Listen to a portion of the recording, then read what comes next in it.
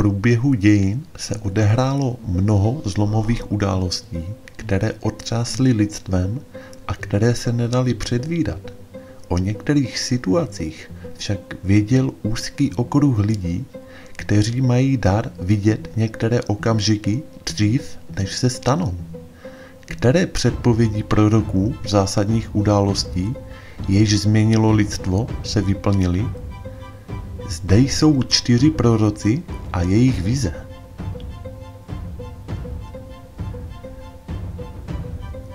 Asi nejznámější byl Nostradamus.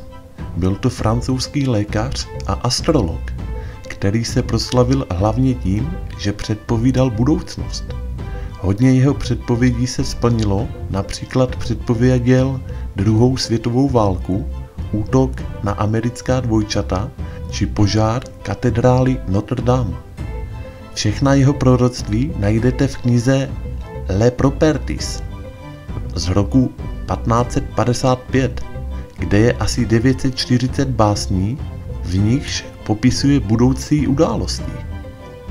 Spousta Nostradamových předpovědí byla velmi přesná, některá z nich naopak vůbec ne. Co nás čeká podle jeho proroctví v roce 2020? Čeho se máme bát a na co si budeme muset dávat pozor? Podle jeho slov nás čeká opět rok plný strachu, utrpení, přírodních katastrof, válek, povodní a útoků. Ostatně tohle nás podle něj čeká dalších 26 let. Matka příroda nám dá pocítit svou ničivou sílu. Co nás podle Nostradama teda čeká? 3. světová válka. Nostradamus předpověděl velký válečný konflikt pro rok 2020, kdy dojde k velké ztrátě lidských životů a také k obrovským materiálním škodám. Mír se podle něj zrodí z popela a jen málo kdo ho ocení. Konflikt prý potrvá do roku 2025. Začátek 3. světové války však předpovídal už na rok 2017, což se naštěstí nesplnilo. Náboženský extremismus. 3. světová válka prý bude způsobena právě náboženským fundamentalismem v určitých částech světa. Bude docházet k nárůstu teroristických útoků, které vyvolají mezinárodní konflikt. Povodně a hurikány. Prorok předpovídal, že v roce 2020 uvidíme stoupání vod a kolaps pod nimi. V důsledku klimatických změn bude počet hurikánů stoupat, zvláště v USA. Některé evropské země zažijí v průběhu roku silné povodně. Změny klimatu. Nostradamus napsal: Král zbaví lesy stromů, obloha se otevře a pole budou spálena žárem. Tato predikce by mohla předvídat zničení amazonského deštného pralesa a zvýšené poškození ozonové vrstvy. Přestože letos pravděpodobně amazonský prales nebude zničen, změny klimatu nejsou nic vymyšleného, ba naopak. Severní a Jižní Korea se spojí v jeden stát. Nostradamus tedy neříká, jak by k němu mělo konkrétně dojít, ale je možné, že vlastně k žádnému spojení nedojde. Pouze se urovnají vztahy mezi zeměmi. Jsou jeho proroctví pravdivá? Jeho předpovědi jsou často děsivé, ale bohužel nemůžou fungovat jako varování, to proto, že v 16. století se pravopis jednotlivých slov měnil a některá slova tedy nelze přeložit zcela jasně. Je tedy pravděpodobné, že mohlo dojít ke změně původního významu. Spousta veršů v jeho knize je nepřesných a nezmiňuje v nich ani konkrétní časy. Hodně používal šifry a narážky, například mladý lev. Může být jakýkoliv mladý panovník, stejně tak lilie. Může znamenat Francii, ale i cokoliv jiného. To, že se tedy v něčem strefil, je spíše náhoda. Velmi často jsou totiž jeho proroctví pouze výsledkem bujné fantazie těch, které je veřejně prezentují.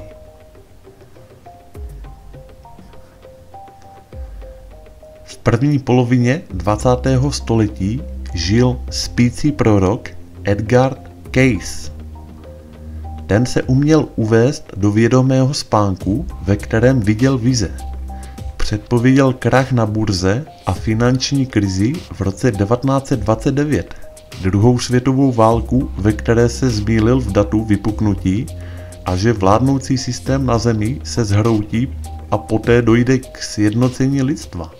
Bude to však za cenu mnoho utrpení a zabere to dlouhý čas, ale dojde k tomu.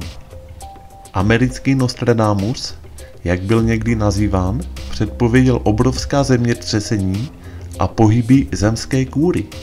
V budoucnosti by mělo dojít k odtržení západního pobřeží USA. Větší část Japonska se propadne do moře. Změny zaznamenaná i severní část Evropy. Předpověděl také rozsáhlé tání ledovců v Antarktidě a Arktidě, vzestup hladin světových oceánů a následné globální změny klimatu zeměkoule. Signálem předcházejícím těmto změnám by měla být zvýšená tektonická aktivita ve Středozemním moři a oblasti Etny. K prvnímu přepolování země podle něj došlo vlivem velké potopy před 12 000 lety. Ke druhému posunu však dojde ohněm. Radiace slunce i galaktických supervln, které proniknou Zemí, silné záření způsobí genetické změny všech buněk, chromozomů a lidstvo se během velmi silných frekvencí transformuje. Dojde k tomu doslova během jedné noci. Až lidé projdou transformací, přijde zlatá doba lidstva. Slavná americká jasnovidka Jane Dixonová varovala Johna Kennedyho před listopadem 1963, ale prezident tomu nepřikládal žádnou váhu. K těm typům varování vždy poznamenal: když tě budou chtít dostat, tak tě dostanou. Svědkové výpovědi, že Jane Dixonová byla 22. listopadu, v den, kdy mělo k atentátu dojít, extrémně nervózní. Když se jí lidé ptali na důvod, odpověděla: prezidentovi se dneska stane něco strašného. Jane údajně předpověděla i smrt Martina Luthera Kinga, Mohandase Gandhiho i Roberta Kennedyho, stejně jako sebevraždu Marilyn Monroe. Další americký prezident Franklin Roosevelt si nechal zavolat paní Jane do Bílého domu, aby mu předpověděla, jak dlouho bude ještě žít.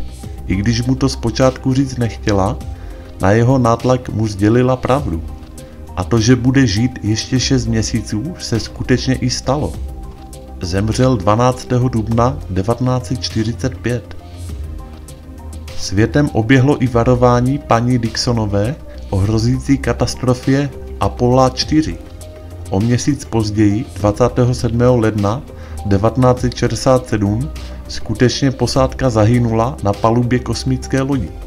Dixonová dokonce předpověděla příčinu tragédie jako špatné dráty a nástroj na špatném místě, což se skutečně ukázalo jako důvod katastrofy. Slepá věštkyně Baba Vanga, která zemřela před více než 20 lety, stihla předpovědět i události roku 2020. Vyhlídky nemá lidstvo podle bulharské zázračné ženy dvakrát růžové. Evropu podle ní stihne strašlivá zkáza, 2 nejmocnější muže světa prý čeká krutá smrt. Přestože Baba Vanga ztratila zrak, dokázala vidět do budoucnosti. 12 let dopředu prorokovala teroristické útoky z 11. září nebo uprchlickou krizi, která v Evropě vrcholila roku 2015. Předpověděla i vystoupení Británie z Evropské unie, takzvaný Brexit, a v roce 2019 podle ní mělo dojít k velké přírodní katastrofě v Asii, což jí nevyšlo. Taky předpověděla pád meteoritu v Rusku. Starý kontinent podle bulharské věštkyně v roce 2020 čeká naprostá zkáza. Islámští extremisté prý rozpoutají totální válku, při které použijí chemické zbraně a vyvraždí miliony lidí. Zničující konflikt však Evropě předpovídala i na předešlé roky. Drsný osud Vanga prorokuje i americkému prezidentovi Donaldu Trumpovi. Údajně těžce onemocní, bude bojovat s nádorem na mozku. Buď to rovnou zemře, anebo zůstane naživu, avšak bez sluchu. V ohrožení má být i ruský prezident Vladimír Putin, na kterého má spáchat atentát jeden z jeho blízkých spolupracovníků z Kremlu. Baba Vanga se ve svých předpovědích nemýlila v 85%, tvrdí profesor George Lozanov z Bulharského institutu, jenž se zabývá sugestí. Často se jí přezdívá Nostradamus moderní doby.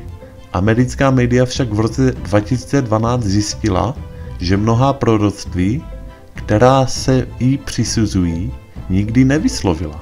Řada z nich pochází z virálních příspěvků na ruských sociálních sítích. Takže to je vše, přátelé. Vaše názory si rád přečtu v komentářích pod videem. Komu se video líbilo, tak like a u dalšího videa naslyšenou.